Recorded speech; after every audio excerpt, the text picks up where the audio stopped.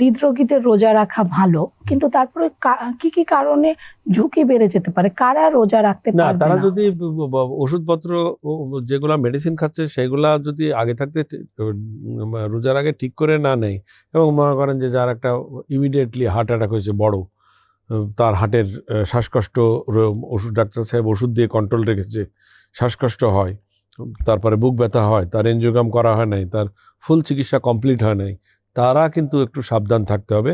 কারণ এই ওষুধপত্র যদি রোজা রাখতে যেয়ে যদি একটু গড়মিল হয়, যে ওষুধপত্র দিয়ে কার্ডিওলজিস্ট, হৃদরোগ বিশেষজ্ঞ তাকে রেখেছে ওয়েট করাচ্ছে এনজিওগ্রাম করার জন্যে, অথবা হার্ট ফেলিওর হয়েছে সেটা কন্ট্রোল করার জন্য দিয়েছে, তার ওষুধগুলা যদি ঠিকমতো সে বুঝে না নেয়, তারপরে সে রোজা থাকতে গেলে কিন্তু তার হার্ট ফেলিওর, ঝুঁকি তারপরে থাকে। প্রেশার, এগুলা কিন্তু বেড়ে যেতে পারে।